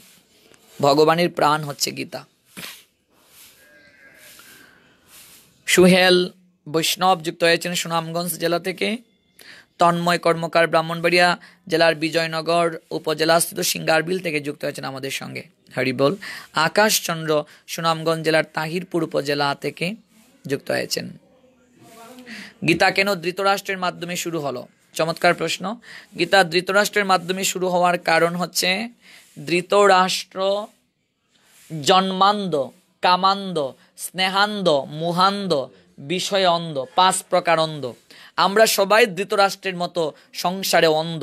অন্ধত্ব থেকে কি করে আমাদেরকে আলোর পথে যেতে হয়, সেই জন্য ধৃতরাষ্ট্রকে দিয়ে শুরু করা হয়েছে। মানুষ মুহান্ধ থাকলেই হৃদয় মাঝে কৌতূহল জাগে, প্রশ্ন জাগে। আপনি যদি সংসারে মুহান্ধ, স্নেহান্ধ, বিষয় অন্ধ না হন, আপনার হৃদয় মাঝে প্রশ্ন জাগবে না। এই জন্য ধৃতরাষ্ট্রকে দিয়ে গীতা শুরু করা হয়েছে। আর ধৃতরাষ্ট্রকে দিয়ে শুরু করার পশ্চাতে আরও কারণ আছে। কারণ কৃষ্ণদ্বৈপায়ন বেদব্যাস তিনি সঞ্জয়কে কৃপা করেছিলেন। মূলত ধৃতরাষ্ট্রকেই প্রথমে দিব্য দৃষ্টি দান করতে চেয়েছিলেন, কিন্তু ধৃতরাষ্ট্র বলছেন যে আমি এই বয়সে আত্মীয় স্বজনদের মৃত্যু স্বচক্ষে দেখে আমি সামলাতে পারবো না, আপনি আমার মন্ত্রী সঞ্জয়কে দিব্যদৃষ্টি দান করুন। তাই সঞ্জয় দিব্যদৃষ্টি পেয়ে অপ্রাকৃত দর্শন করছেন আর সমস্ত কিছু ধৃতরাষ্ট্রকে বলছেন। ধৃতরাষ্ট্র জানার জন্য আগ্রহী ছিল, এই জন্য এটা একটা কৃপাও বলা যেতে পারে ধৃতরাষ্ট্রের উপর। শুভ রায়, প্রভু আপনার সঙ্গে আমার অনেক কথা আছে, আমাকে একটু কৃপা করবে। নিশ্চয়ই নিশ্চয়ই কথা বলা হবে, যুক্ত থাকুন। সেই নিমাই আমাদের সঙ্গে আছেন, হরি বল। যুক্ত আছেন আমাদের সঙ্গে কৃষ্ণা হরিদাস কিশোর, হরি বল। ডাক্তার হরিপদ দত্ত, হরে কৃষ্ণ, ঢাকা থেকে যুক্ত হয়েছেন, দণ্ডবোধ প্রণাম আপনাকে। গাইবান্ধা থেকে কাজল চন্দ্র আমাদের সঙ্গে আছেন, হরে কৃষ্ণ। নরসিংদী জেলার মনোহরদী থেকে রূপা সাহা আমাদের সঙ্গে আছেন, হরি বল। মানিকগঞ্জ জেলা থেকে আছেন অনিমা রানী, হরে কৃষ্ণ। এভাবেই জেলার নামটা উল্লেখ করবেন অনুগ্রহ করে যারা যুক্ত আছেন। বৃন্দা দেবী দাসী আছেন যুক্ত ব্রাহ্মণবাড়িয়া জেলার নাসিরনগর উপজেলা থেকে, হরি বল। মনিকা রায়, হরি বল। বগুড়া থেকে যুক্ত হয়েছেন দীপন, দণ্ডবোধ প্রণাম আপনাকে। ব্রাহ্মণবাড়িয়া জেলা থেকে যুক্ত হয়েছেন খুকন দেবনাথ, জানতে চাইছেন কেমন আছি গুরু বৈষ্ণব ভগবানের কৃপা অনেক বলো। বরিশাল জেলার আগেলঝাড়া থেকে যুক্ত হয়েছেন একজন, হরে কৃষ্ণ। লিটন শাহ যুক্ত হয়েছেন আমাদের সঙ্গে। কৃষ্ণ রায় যুক্ত হয়েছেন আমাদের সঙ্গে, হরি বল। স্বপন দাস আছেন ব্রাহ্মণবাড়িয়া জেলার কসবা থেকে, হরি বল। ভারতের ত্রিপুরা থেকে পিকলুনাথ, হরে কৃষ্ণ। ভারত থেকে শুনছেন ঈশিতা পাল। আশ্রম, আমার গুরু আশ্রম হচ্ছে বাংলাদেশের সিলেট বিভাগের মৌলভীবাজার জেলার কুলাউড়া উপজেলার পুসাইনগর। আর আমি এখনও পূর্ণরূপে গৃহত্যাগী নই, আমি এখনও সংসারে আছি। আমার মা বাবা আছেন, এক বোন বিয়ে হয়ে গেছে, আমি, মা বাবা, এই 3 জন বর্তমানে সংসারে আছি, কৃষ্ণকেন্দ্রিক সংসার। বিপ্লব রায়, হরে কৃষ্ণ। অর্ণব এন প্রেম, হরে কৃষ্ণ। অনু দেবনাথ, জয় গীতা। আদি চক্রবর্তী আছেন আমাদের সঙ্গে, হরে কৃষ্ণ। বিনয় পাল, দণ্ডবোধ প্রণাম। নোয়াখালী থেকে আছেন সুজন মজুমদার, হরে বল। সৌরভী কুণ্ডু, হরে কৃষ্ণ। সৌরভী। রিপন কৃষ্ণশীল নরসিংদী থেকে শুনছেন, হরি বল। অর্ণব আছেন আমাদের সঙ্গে, জয় রাধে। ঝিকু শর্মা চট্টগ্রামের হাটহাজারী থেকে, আগেরগুলো মিস করলাম, তো ফেসবুকে আপনি ঢুকে পূর্বের এপিসোডগুলো শুনবেন। রাজীব দেবনাথ, প্রত্যেক দিন এক অধ্যায় গীতা পাঠ করতে হবে, তবেই গীতা জ্ঞান জাগ্রত হবে। আমি এখন এক অধ্যায় পাঠ করব। হরি বল। রাজীব দেবনাথ প্রভু, এভাবেই নিজে আচরণ করে শিক্ষা দিতে হবে। যজ্জতাচরতি শ্রেষ্ঠ তত্ত্বতেব ইতর জনঃ সযৎ প্রমাণম কুরুতে লোক তৎ অনুবর্ততে। আমি অনেক খুশি হয়েছি। আমাদের প্রত্যেকেরই এক অধ্যায় গীতা পাঠ করা উচিত। প্রীতিলতা বলছেন, আমি প্রথম থেকে ছিলাম, কিন্তু যেটুকু শ্রবণ করেছি অসাধারণ লেগেছে। খুলনা থেকে, হরি বল, খুব ভালো। ত্রিপুরা থেকে আছেন অমৃত লাল দাস, বাহ, জয় গীতা। প্রণিপাত জানিয়েছেন শম্পা চক্রবর্তী, আপনাকেও প্রণিপাত। দীপন স্কাই, গীতা পড়ার কোন নিয়ম আছে কি? আপনি যখন কোনো জায়গায় প্রবচন করতে যাবেন তখন কিছু নিয়ম আছে, আর এখন যেহেতু আপনি জানার জন্য পড়ছেন, আপনি ওম নমো ভগবতে বাসুদেবায় 3 বার বলেই গীতা পাঠ শুরু করতে পারেন। এই ক্ষেত্রে কোনো বাধা ধরার নিয়ম নেই, আপনি শুরু করুন। আকাশ পাল, সত্যি প্রভু, যতই কথা শুনি মুগ্ধ হই। আজ আসছি দেখা করার জন্য। নিশ্চয়ই আপনি আসুন। রাজেশ কুমার দাস আছেন আমাদের সঙ্গে, হরি বল।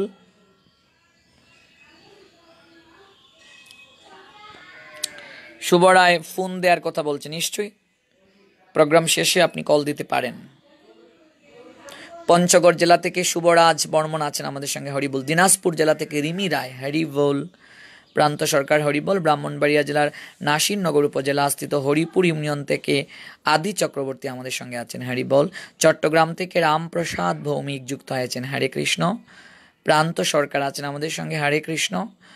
ব্রাহ্মণবাড়িয়া জেলার বিজয়নগর উপজেলা থেকে হৃদয় পাল আছেন, হরিবল। নেত্রকোনা জেলা থেকে যুক্ত হয়েছেন প্রান্ত সরকার। নিয়মিত শ্রীমদ্ ভগবদ গীতা অধ্যয়ন করেন অনিমা রায় জানিয়েছেন, অনিমা রানী, হ্যাঁ, খুব ভালো। মৌলভীবাজার জেলা থেকে সৌরভ মালাকার, হরি বল সৌরভ, অসংখ্য ধন্যবাদ আপনাকে।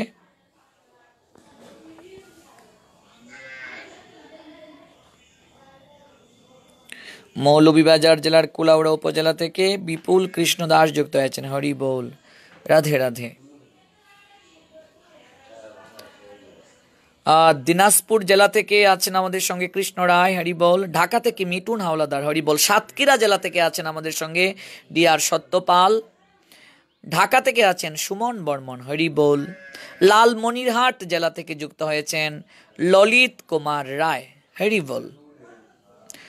বিজে বাবুল বলছেন, হরে কৃষ্ণ প্রভু, আমি প্রতিদিন সকালে উঠে স্নান করে গীতা পড়ি। আমি গীতা অনেক কম বুঝি। আমি আপনাকে শিক্ষা গুরু করতে চাই, যদি আপনি কৃপা করেন। কিশোরগঞ্জ জেলার অষ্টগ্রাম থেকে যুক্ত হয়েছে। নিশ্চয় আমি আমার যতটুকু সাধ্য আমি আপনাকে শিখিয়ে দেব, গাইড করব। বিজি বাবুল প্রভুজি, আপনি আপনার নাম্বারটা দিন, আমি যোগাযোগ করব প্রোগ্রাম শেষে আপনার সঙ্গে। যারা অনেক কিছু জানতে চান আমার কাছ থেকে, যারা আমাকে গার্ডিয়ান কিংবা শিক্ষাগুরু ভেবে ভজন করছেন, আমি অবশ্যই আপনাদেরকে সময় দেব। আপনার নাম্বারটা দেবেন, আমি অবশ্যই ডায়েরিতে নাম্বার লিখে রাখবো, এবং সপ্তাহে আমি একদিন হলেও কল দিই যারা আমাকে শিক্ষাগুরু ভেবে ভজন করে, কারণ এটা আমার দায়িত্বের মাঝে পড়ে। কেউ যদি আমাকে দায়িত্ব দেয়, সেই দায়িত্বটা আমার পালন করা উচিত। অবশ্যই বিজে বাবুল, অসংখ্য ধন্যবাদ আপনাকে। চট্টগ্রাম থেকে আছেন আমাদের সঙ্গে বিটু মহাজন, হরিবল। ব্রাহ্মণবাড়িয়া জেলার বিজয়নগর উপজেলা থেকে আছেন আর জে চৌধুরী, রাধে রাধে। লক্ষ্মী দাস আছেন আমাদের সঙ্গে, হরিবল। রাজকুমার দেব বলছেন, কেমন আছেন? আছি গুরু বিষ্ণু ভগবানের কৃপায় ভালো, আপনি কেমন আছেন? নাসিরনগর উপজেলা ব্রাহ্মণবাড়িয়া জেলা মণিগোপ আছেন আমাদের সঙ্গে, হরিবল। মৌলভীবাজার জেলা থেকে লিপি সাহা আমাদের সঙ্গে আছেন, হরিবল। কিশোরগঞ্জ জেলা থেকে আছেন এসকে কমল। মৌলভীবাজার জেলা থেকে আছেন আমাদের সঙ্গে নিবাস বৈদ্য, হরিবল। কৃষ্ণশীল আমাদের সঙ্গে আছেন, হরিবল। জয় শ্রী রাধেশ্যাম। রাধিকা ঘোষ রায়, হরিবল। জয় শ্রী রাধেশ্যাম।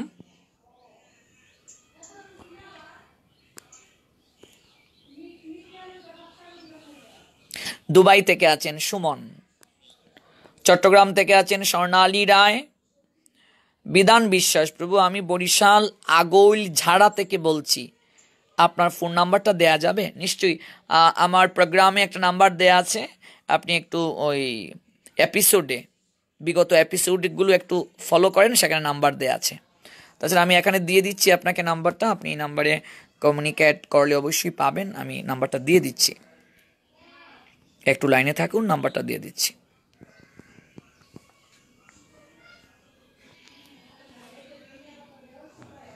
নাম্বারটা দেওয়া হয়েছে, আপনি একটু ফলো করেন।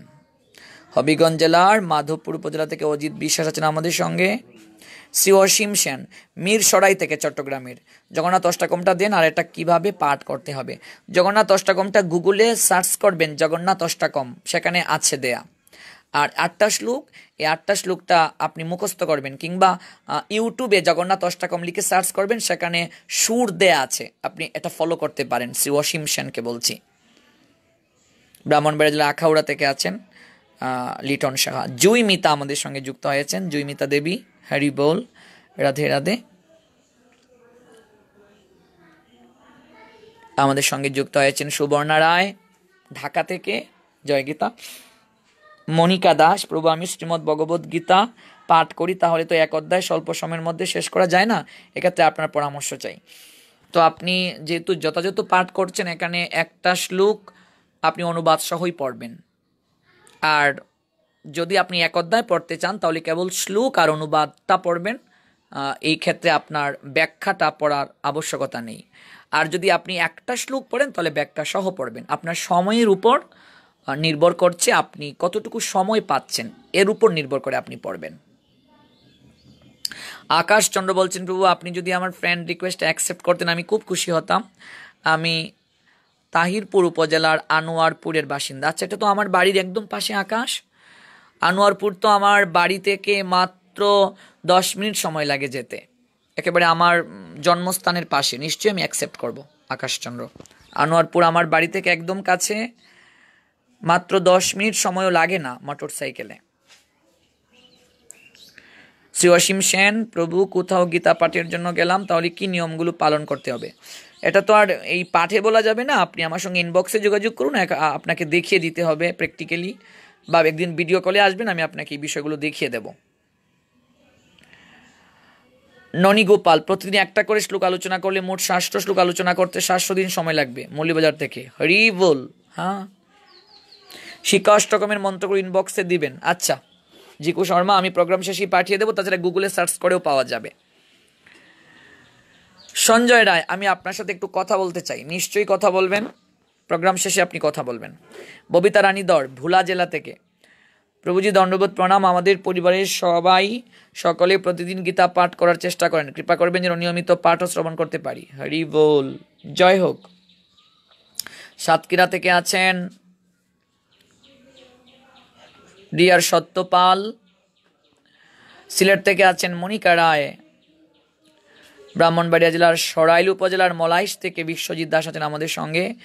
ঢাকার মগবাজার থেকে স্বপন কুমার হালদার আছেন আমাদের সঙ্গে। হরিবল।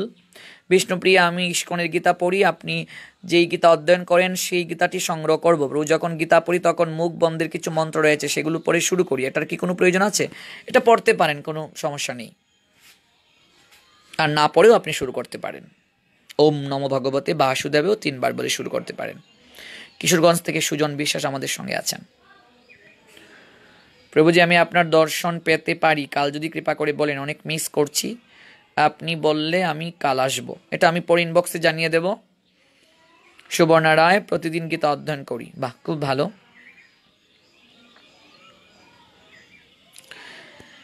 বিজে বাবুল, প্রভু আমি তো সকালে স্নান করে গীতা পড়ি, কিন্তু আমি তো বাহিরে কাজে যাই, আমি জানতে চাচ্ছি যে বাহির থেকে সে গীতা পড়তে পারবো নাকি স্নান করি আবার পড়তে হবে? দেখুন, আপনি স্নান করে যদি গীতাটা পড়ে কাজে যেতে পারেন তাহলে ভালো। ভগবানের আপনি বাণীটা শ্রবণ করে আপনি কাজে গেলেন, ভগবান আপনাকে সারাটা দিন ভালো রাখবেন। আর একেবারে স্নান করেই যে গীতা পড়তে হবে এমন কোনো কথা নেই।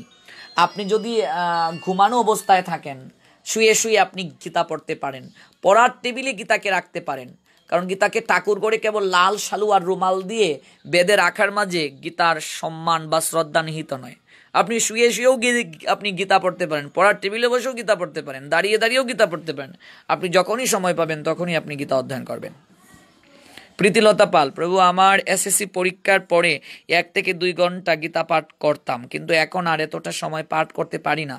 তবে কমপক্ষে 15 মিনিট গীতা পড়ার চেষ্টা করি, আর সময় পেলে 1 ঘন্টা পাঠ করি। প্রভু আজ আমি মঙ্গলারতি করেছি, ষোলমালা জপ করেছি, শ্রীকৃষ্ণের অষ্টোত্তর শতনাম পাঠ করেছি এবং 7টি গীতার শ্লোক ব্যাখ্যা সহ পাঠ করেছি। হরি বল। প্রীতিলতা পাল, অসংখ্য ধন্যবাদ। প্রীতিলতা দেবী কি জয়। গৌতম গোস্বামী, হ্যাঁ নিশ্চয়ই, আমারও শিক্ষাগুরু আপনি, নিশ্চয়ই আমি যথাযোগ্য চেষ্টা করছি গাইড করার। গৌতম, আপনি সামনের দিকে এগিয়ে যান। সৌরভ মালাকার, বাবুল প্রভুর মতো এই অধমকেও যদি একটু করুণা করে পথ দেখাতেন। আচ্ছা আচ্ছা, আমি নিশ্চয়ই সৌরভ মালাকার আপনাকে নক করব। বিশ্বজিৎ চক্রবর্তী আমাদের সঙ্গে আছেন, জয়নিতাই চাঁদপুর জেলা থেকে। কেমন আছেন জানতে চেয়েছি। আছি গুরু বৈষ্ণব ভগবানের কৃপায় ভালো, আপনি কেমন আছেন জানাবেন। ঠাকুরগাঁও থেকে আমাদের সঙ্গে আছেন অম্বরীশ পাল, হরি বল। নিমাই মৈত্র আমাদের সঙ্গে আছেন, হরে কৃষ্ণ। চাঁদপুরের জেলার কচুয়া থেকে আমাদের সঙ্গে পলাশ প্রভু যুক্ত হয়েছেন। পারমিতা কুন্ডু আছেন, হরি বল, রাধে রাধে। আবুধাবি থেকে শ্যামল চন্দ্র যুক্ত হয়েছেন আমাদের সঙ্গে। ভারতের আসাম থেকে যুক্ত হয়েছেন বিজয়নাথ।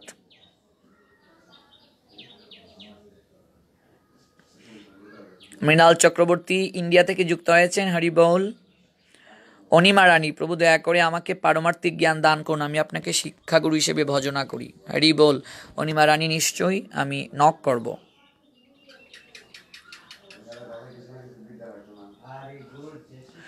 প্রীতিলতা পাল, প্রভু আমি শিক্ষা অষ্টকম পেয়েছি কিন্তু অনুবাদ সহ পাইনি। আচ্ছা, অনুবাদটা আমি প্রীতিলতা প্রোগ্রাম শেষেই আপনার ইনবক্সে পাঠিয়ে দেব। শম্পা চক্রবর্তী, কি পাননি আপনি? আচ্ছা, তো আমি আপনাকে পাঠিয়ে দেব। শম্পা চক্রবর্তী দেবী, ইনবক্সে পাঠিয়ে দেব, আপনি পেয়ে যাবেন, চিন্তা করবেন না। আপনি মুখস্থ করে শীঘ্রই আমাকে জানাবেন। কাজল চন্দ্র, হরে কৃষ্ণ প্রভু কেমন আছেন? প্রভু আমি ঢাকায় থাকি, আগে কখনো গীতা পড়িনি বা গীতা ছিল না আমার কাছে। আমার স্ত্রী আমার জন্য একটি গীতা নিয়ে এসেছে, আমি গীতার জ্ঞান অর্জন করতে চাই। বাহ, কাজল চন্দ্র প্রভুজি, আপনার স্ত্রীকে অসংখ্য ধন্যবাদ, কৃতজ্ঞতা জ্ঞাপন করছি। আপনার স্ত্রী যথাযোগ্য সহধর্মিনীর কাজ করেছে, আপনার জন্য গীতা নিয়ে এসেছে। এই বিষয়টি থেকে অনেকেরই শিক্ষা নেওয়া উচিত। এরকমই স্বামী স্ত্রীর মাঝে একে অপরকে ভক্তি যাজনে সহায়তা করা উচিত।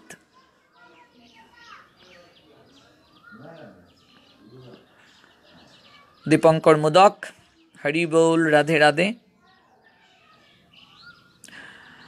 শম্পা চক্রবর্তী বলছেন, আমিও যখন সময় পাই তখন শুয়ে শুয়ে গীতা পাঠ করি। কোনো ভুল হবে? একদম ভুল নয়, শুয়ে শুয়েই গীতা পাঠ করুন।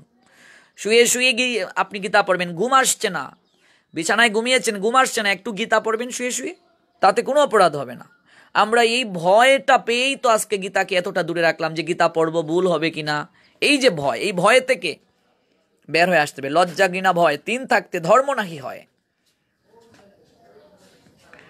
অগ্রজিৎ কৃষ্ণ চৌধুরী, আপনাকে শিক্ষাগুরু পেয়ে ধন্য, হরি বল, আশীর্বাদ করবেন আমার জন্য।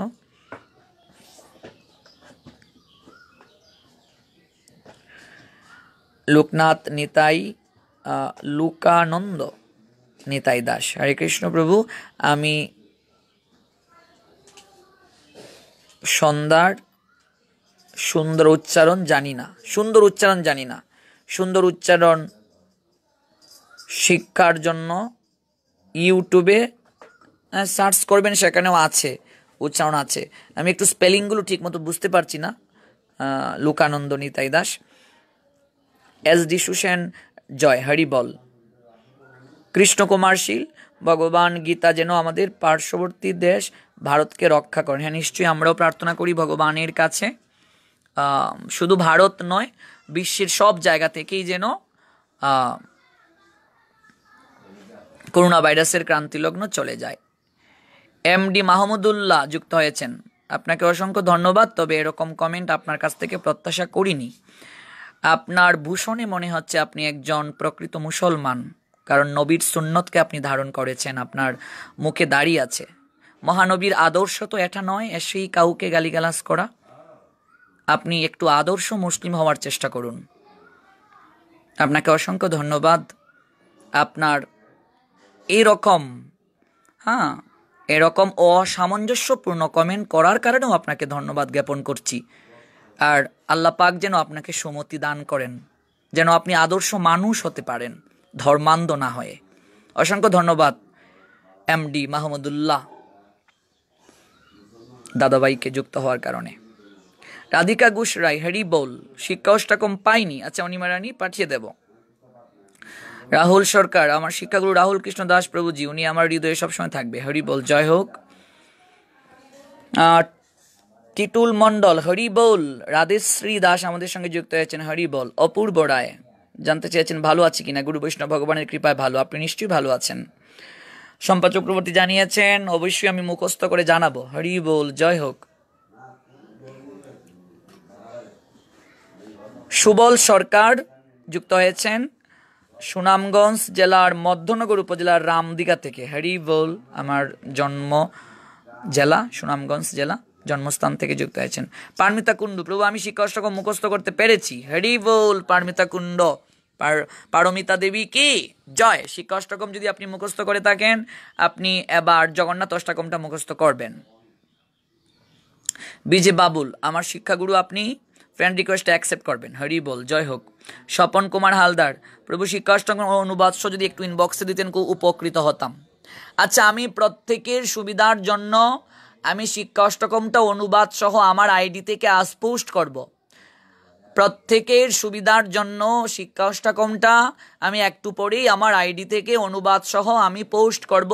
প্রত্যেকেই আমার আইডি থেকে আপনারা সেটাকে গ্রহণ করতে পারেন। আমি আবারও বলছি, শিক্ষা অষ্টকমটা আমার আইডি থেকে একটু পরে আমি পোস্ট করব, আপনারা সবাই আমার আইডি থেকে সংগ্রহ করে নেবেন। মনিকা দাস, চাঁদপুর জেলার ফরিদগঞ্জ থেকে। হরি বল। মনিকা রায় বলছেন প্রভু আপনার সংস্পর্শে এসে আমার 8 বছরের বাচ্চা সহ সবাই একাদশী পালন করছে, গীতা পড়ছে। বাহ, জয় হোক, জয় হোক। সজীব বিশ্বাস আমাদের সঙ্গে আছেন। হরি বল। প্রদীপ, ঋষি প্রদীপ, এই পৃথিবীতে এত মহামারী কেন? আমাদের শাস্ত্র বলছেন মহামারীটা হচ্ছে একটা আদি দৈবিক দুঃখ। যখন আমরা প্রকৃতির উপর আমরা অমানসিক নির্যাতন করি, তখন প্রকৃতি আমাদের বিরুদ্ধ আচরণ করে। এটা হচ্ছে আদি দৈবিক দুঃখ। দৈব থেকে মানুষ যে দুঃখগুলো পেয়ে থাকে। আমাদের শাস্ত্র মহামারী হওয়ার পশ্চাতে এই কারণগুলি উল্লেখ করেছেন। প্রকৃতির উপর যখন আমরা অমানসিক নির্যাতন করি, প্রকৃতির আপনভাবে যে চলা, ওই চলা যদি আমরা ব্যাঘাত ঘটাই, তাহলে প্রকৃতি আমাদের উপর কি করে এটার প্রতিশোধ নেয়। এই জন্যই মহামারী হয়, এটাই শাস্ত্র জানিয়েছেন আমাদেরকে, আচার্যগণ জানিয়েছেন। শিক্ষা অষ্টকম যেহেতু মুখস্থ করেছেন পারমিতা কুণ্ডু, আপনাকে অসংখ্য ধন্যবাদ।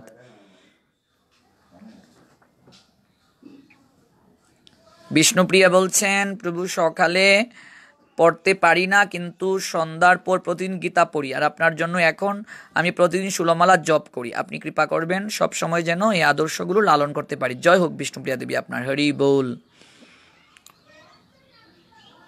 বিনয় পাল, শিক্ষাগুরু রাহুল, প্রভুজি কি জয়। হ্যাঁ, আপনাকে অসংখ্য ধন্যবাদ। দীপঙ্কর মুদপ ভগবানের কাছে প্রার্থনা করেছেন সবে হও সুখী, সবে হও নিরাময়, ভক্তির মনোবাঞ্ছা পূর্ণ করো হে দয়াময়। হরি বল। শিক্ষা অষ্টকমটা শুভ রায় আমি একটু পরেই আইডিতে পোস্ট করব আমার আইডি থেকে, তখনই সবাই নামিয়ে নিতে পারবেন, আর শিক্ষা অষ্টকমের জন্য কষ্ট করতে হবে না। শিক্ষা অষ্টকমটা আমার আইডি থেকেই পেয়ে যাবেন।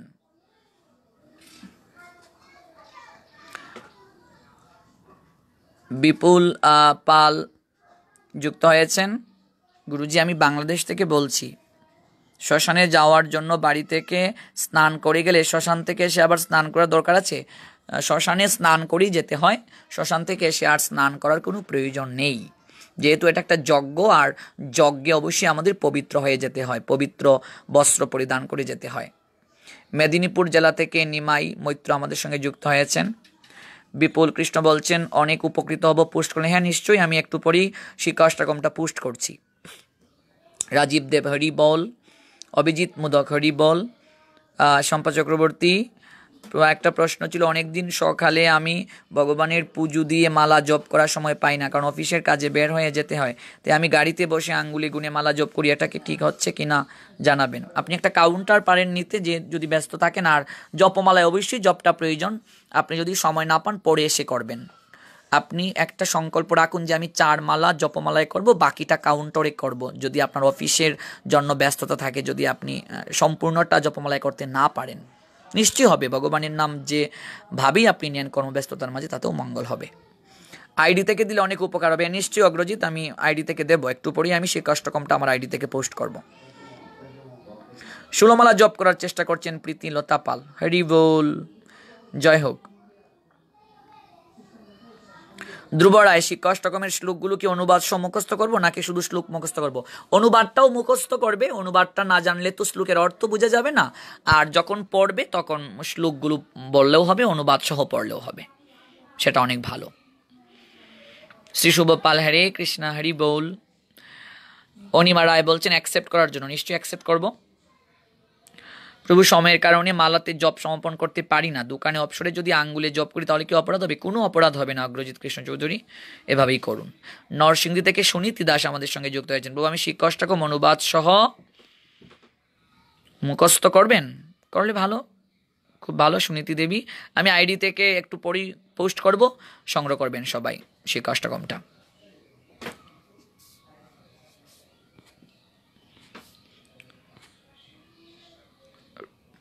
টিটুল মণ্ডল, প্রভু, গীতা আমি দৈনিক সকালে পড়ি কিন্তু হৃদয়ঙ্গম করতে পারি না। পড়ুন, ধীরে ধীরে হৃদয়ঙ্গম হবে। ভগবানই বলছেন আমি বুদ্ধিযুগ দান করি, বুদ্ধি এবং জ্ঞান আপনা থেকে জাগ্রত হবে। পড়তে হবে, লেগে থাকতে হবে, যুক্ত থাকলেই মুক্ত মিলে। আমাদের যুক্ত থাকতে হবে, যুক্ত থাকার কোনো বিকল্প নেই। তো ভক্তবৃন্দ, আজকের মতো এখানেই বিদায় নিতে হবে, আর দীর্ঘায়িত করব না। যারা যারা যুক্ত হয়েছেন আপনাদের সবাইকে অসংখ্য ধন্যবাদ এবং কৃতজ্ঞতা জ্ঞাপন করছি। যারা যারা যুক্ত হন নাই, পরবর্তীতে এপিসোডটা শ্রবণ করবেন। সবার প্রতি আমার কৃতজ্ঞতা এবং প্রণিপাত রইল। শিক্ষা অষ্টাকমটা যারা মুখস্থ করেননি কিংবা যারা পাননি, আমার আইডি থেকে একটু পরে আপনারা এই বিষয়ে একটা পোস্ট পাবেন, আপনারা শিক্ষা অষ্টাকমটা আইডি থেকে সংগ্রহ করে নেবেন। আর শিক্ষা অষ্টকম যারা মুখস্থ করে ফেলেছেন তারা জগন্নাথ অষ্টকমটা মুখস্থ করবেন। জগন্নাথ অষ্টকম যাদেরকে ইনবক্সে আমি দেওয়ার কথা বলেছি সেটা আমি দেবো, আর শিক্ষা অষ্টকমের পরপরই আমি আমার আইডি থেকে জগন্নাথ অষ্টকমটা দেবো। আর গুরু অষ্টকমটাও শিখতে হবে, ধীরে ধীরে আমি বলে দেবো। যেটাই আমি এখানে সবাইকে পড়া দেবো, যারা আমাকে ফলো করছেন, আমি আইডি থেকে এটা পোস্ট করব, তাহলে খুব সহজেই আপনারা পেয়ে যাবেন। সবার অনেক অনেক মঙ্গল হোক। আজকের এই গীতা ক্লাসটি আপনাদের কেমন লাগলো কমেন্টের মাধ্যমে জানাবেন। আগামীকাল যথাসময়ে যুক্ত হব, সেই পর্যন্ত সবাই ভালো থাকুন। এই করোনা ভাইরাসের ক্রান্তি লগ্নে সবাই অনেক অনেক